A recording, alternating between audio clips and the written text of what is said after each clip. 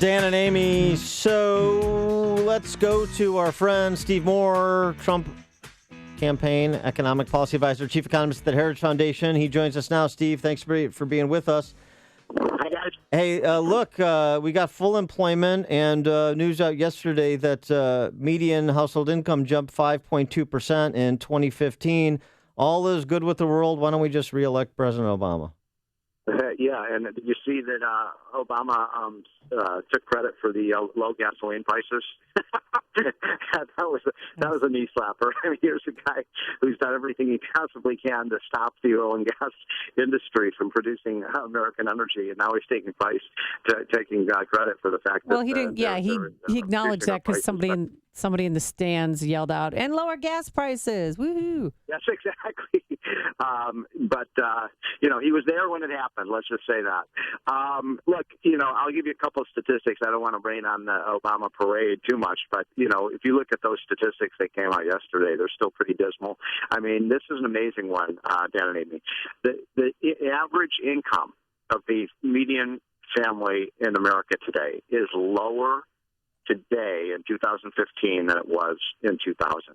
I think this is the first 15-year period since the Great Depression when that has happened, and this is why Americans are so cranky. Now, look, we did get a little bump in income in 2015, but so far 2016 is off to a crappy start. We're growing at 1% for the first 6 months of the year. This is an economic rut of 1% growth. The other one, by the way, that I thought was striking was here we are in the seventh year of a supposed recovery, and there's still 40 million Americans in poverty.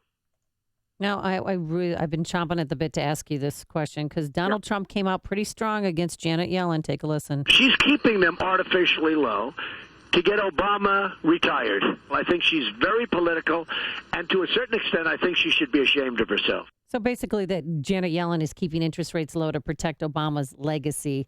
Did you talk to Donald Trump, advise him not to make that statement, or have you had any conversations with him after he made that statement?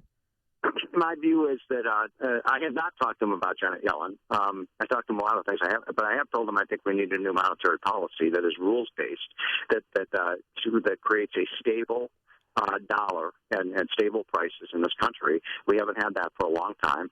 And I'm going to tell you guys, I'm just going to give it a little inside baseball stuff. So okay. The two people I have recommended replacements for Janet Yellen, either Steve Forbes or Larry Kudlow. Those would be two good replacements. Can you imagine that if we had Steve Forbes running the Federal Reserve? I mean, somebody actually knows how to run a business and somebody knows how the economy works. I mean, that would be so cool. So, but it's time for Janet Yellen to go. She believes that the way you get an economy, she believes you can get jobs by printing money. Steve, let me ask you. I mean, Dan, you know that, right? Yeah, I got the download on Yellen. Yeah. As Larry Kudlow says, the Fed can print money, but it can't print jobs. That's right. Let me ask you about Trump's plan. I know you're not a guy who likes a lot of carve-outs and special deals and exemptions and credits because it complicates the tax code. So defend the Trump plan for working mothers, including 6 weeks of mandatory maternity leave. How did I know you were going to ask me about that?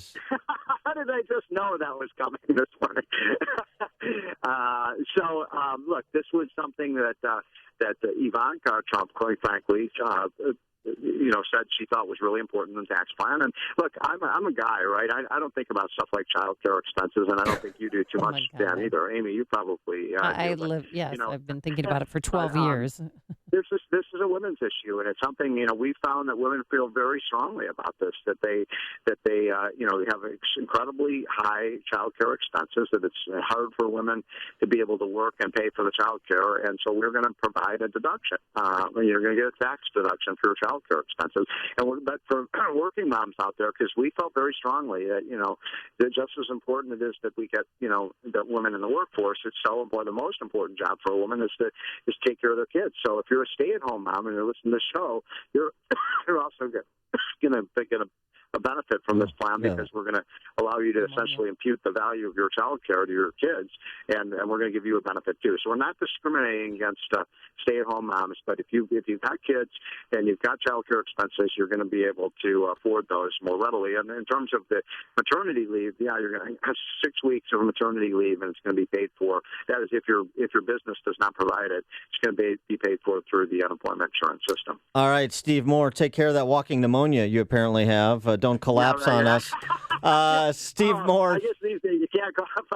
You're right. I'm losing my voice. I mean, I've been everywhere. I've been Ohio, North Carolina, going to Pennsylvania tomorrow. Yeah. What's really going on? What's your real condition, Steve Moore? Earful. I'll be sitting right behind Donald Trump when he gives that speech at the Waldorf. And 12 noon, tune in, guys. It's going to be a blockbuster speech. And what I said on Fox News last week, we're going to have 4% growth for 5 years.